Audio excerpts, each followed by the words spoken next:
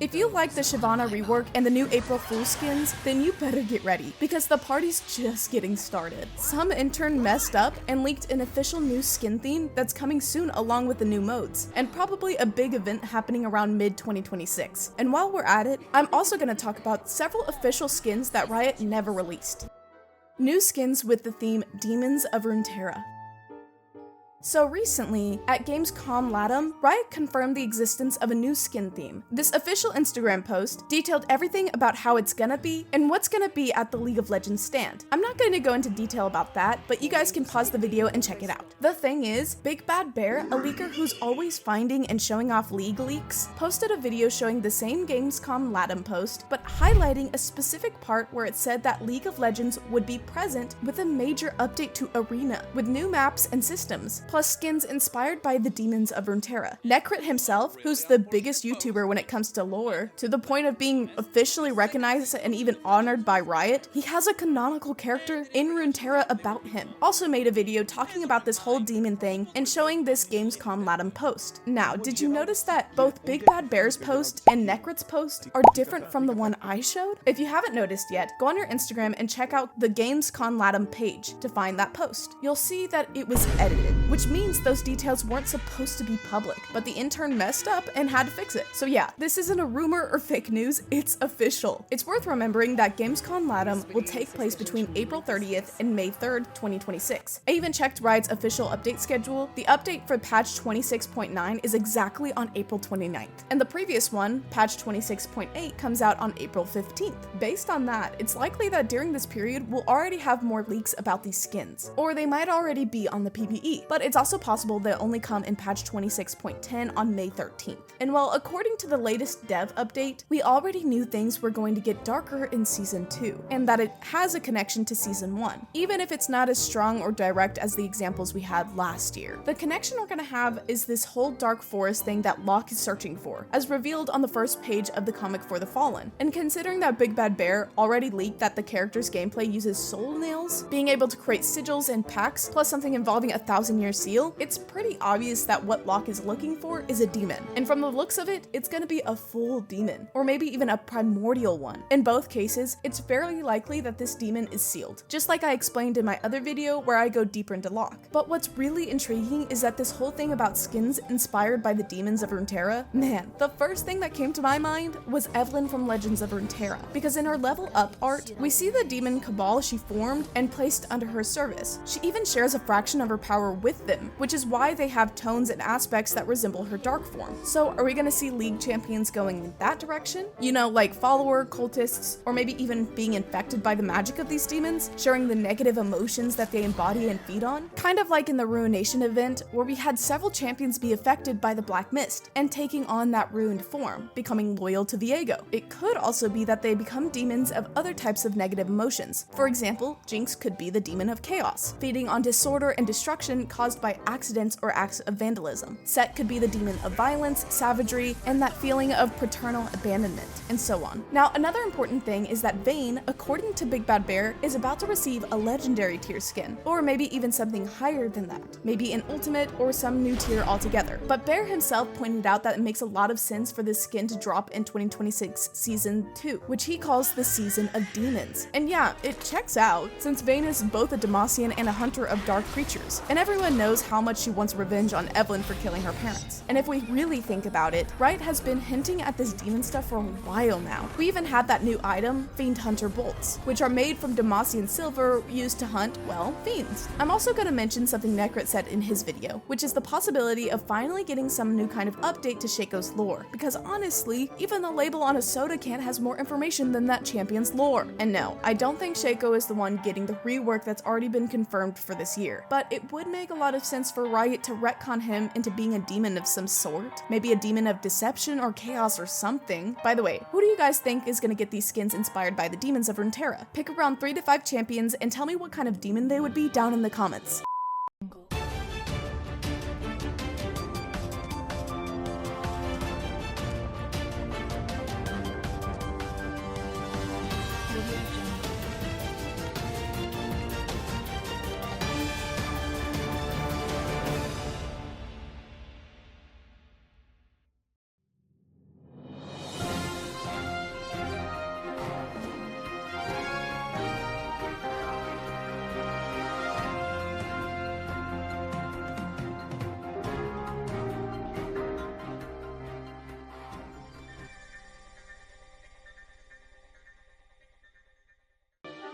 canonical skins that were never made or released.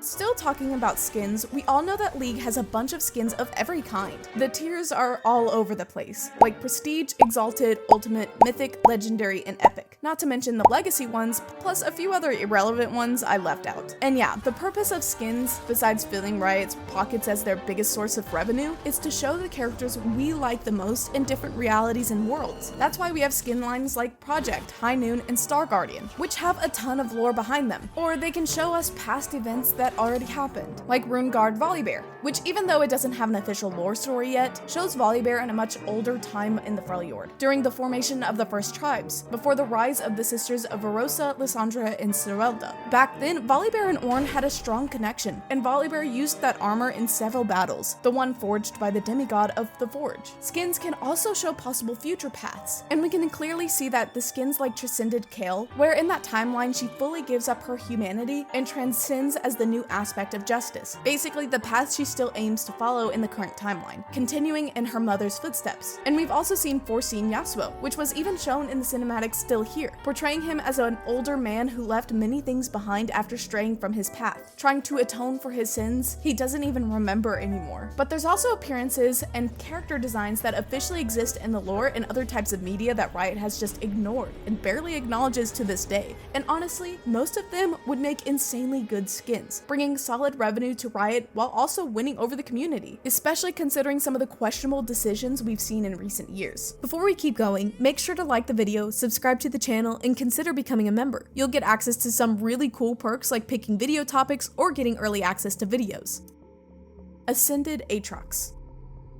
This one is one of the most requested skins. I mean, people have been demanding for years. The Darken were god warriors of Shurima, meaning mortals who were chosen and selected to go through the ascension process, where they were infused and reforged with cosmic magic coming directly from Aurelian soul and channeled through the Sun Disk. On Reddit forums, people theorize what kind of animal Aatrox would represent, since many of the god warriors take on animal forms due to the symbolism in Shurima, or if he would have been based on some other kind of creature from Runeterra. In the short story, The Cage, Aatrox himself says that his ascended form was the embodiment of light and reason, and in his biography it said that his wings reflected the golden light of dawn, and his armor shone like a constellation of hope beyond the Great Veil. It would be really cool if Riot in some cinematic series or comic gave us a flashback showing Aatrox in his Temple of Glory, and then brought that version into the game. I don't love suggesting this, but like it could even be a limited edition or something. Just let us see it, man. Well, I guess all we can do is dream and keep the faith.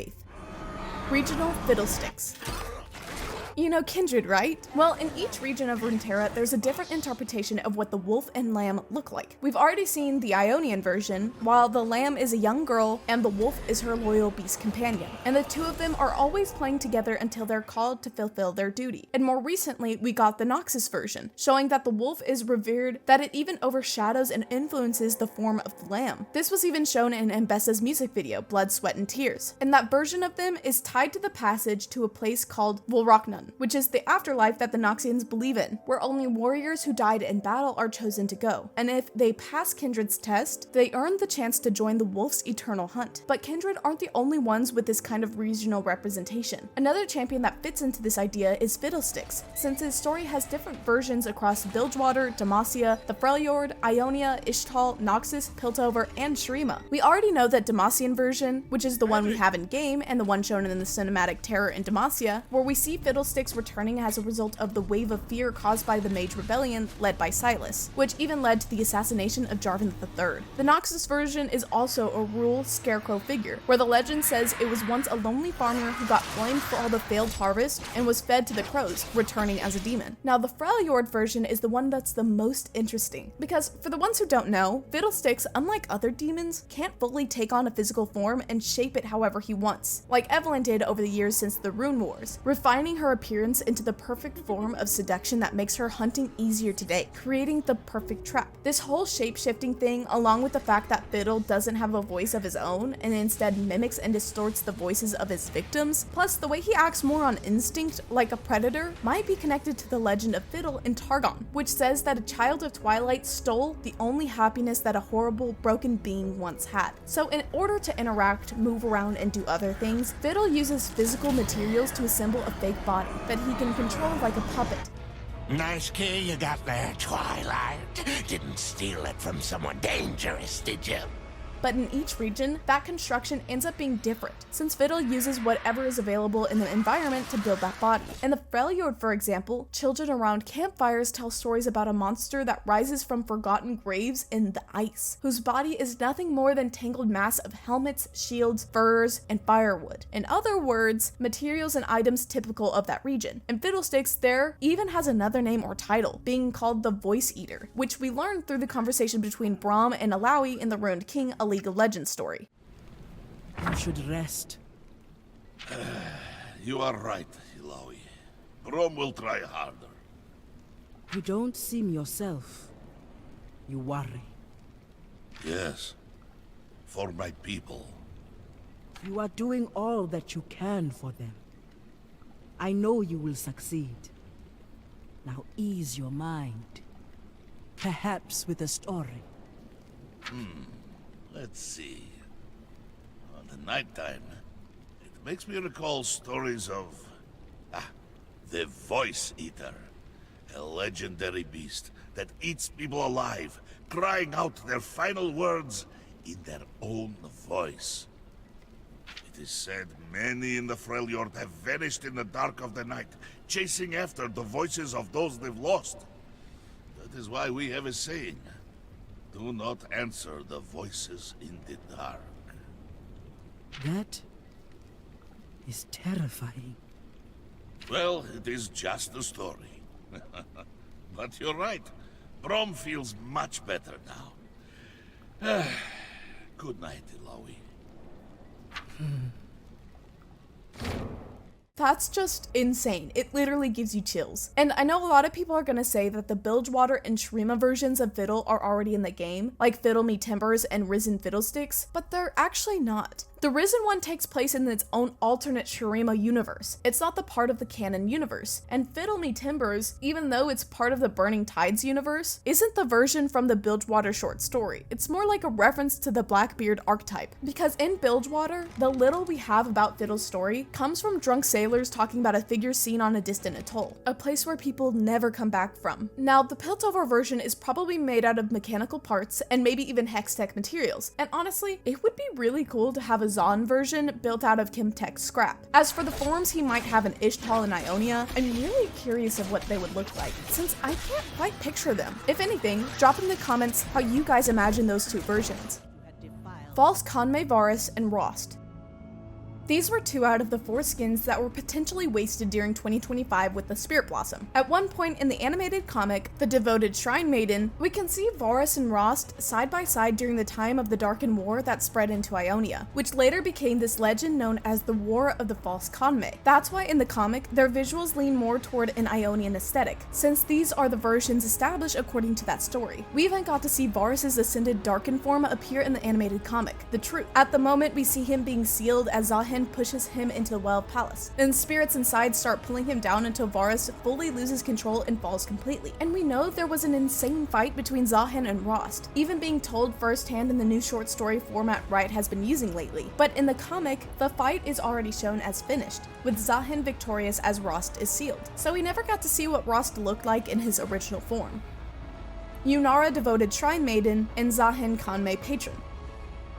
If the skins from previous topics were already a huge waste, what happened with these were just absurd. Both Yunara and Zahin were expected to receive skins based on the story created by the Kinkou Order to cover up the truth about the Darken invasion and the war that spread across the First Lands. And man, it's actually ridiculous, because both Yunara's and Zahin's designs were insanely good. It would have made perfect sense for both of them to get these skins right at their debut, but Riot just straight up ignored it. At most, Yunara only got her Devoted Shrine Maiden version, but as a chibi version, which ended up being exclusive to Teamfight Tactics. And considering that Legends of Runeterra basically collapsed and barely holds itself together nowadays, don't expect to see Yunara or that skin of hers showing up there as a card. As for Zahin, there was an artist who actually designed some of the skin concepts for the character, and one of them was him as the Conmay patron spirit from Spirit Blossom. And this one was one of those moments where you both love it and hate it, because it looked amazing, but it's not happening. And again, it makes absolutely no sense, because these visuals even showed up in other media. Yunara, for example, appears in the musical video they made to promote the character and continue the Spirit Blossom event, in a scene where she's preparing to fight against hordes of enemies serving the Darken. And then there's even another short promo where she's extending her hand, accepting Zahen's offer or something like that. But that one was only released in Japan or Korea, even though it ended up circulating in some lore channels.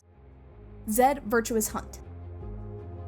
The skin that every Zed main was waiting for and got hyped about back then was the one where we'd see Zed with the design from the comic he got. Wild Blue Studios were the ones who made the character concepts for that comic. We've got Jin, Shin, and of course Zed. And it's actually insane, because besides seeing his face, we can also see tattoos Zed has, which are made with shadow magic and are directly tied to his abilities. In this case, his tattoos aren't just aesthetic, they allow him to access shadow magic, since they're made from that very essence. In the comic, after Shin knocks Zed out, he orders him to be restrained with chains and scrolls, basically to silence him, until they could burn the shadow magic out of his body, most likely by removing the tattoos. But Riot once again chose to leave that idea aside, and time just passed, leaving only the hope and dream that one day we'll get a legendary or ultimate skin for Zed based on that design. And the name I gave it, Virtuous Hunt, comes from the fact that in this comic, Zed is hunting Jin, who has Virtuoso as a part of his title. There was even an artist who made an insanely good concept for the skin. The guy created illustrations showing how Zed would move into XKO, and the kind of abilities he would use. Considering that Riot states in their player agreements that any art or project made using League characters can be used as a reference for their own productions, there's actually a chance something like this could become real. And with that level of talent, I wouldn't be surprised if Riot ended up bringing that guy up to one of their teams, maybe for 2XKO, or even the team that handles League PC champions. And Zed is definitely one of the most likely champions to be added to that game, considering how popular he is. Now it's just a matter of waiting. But yeah, that's basically it. I'll see you guys in the next video.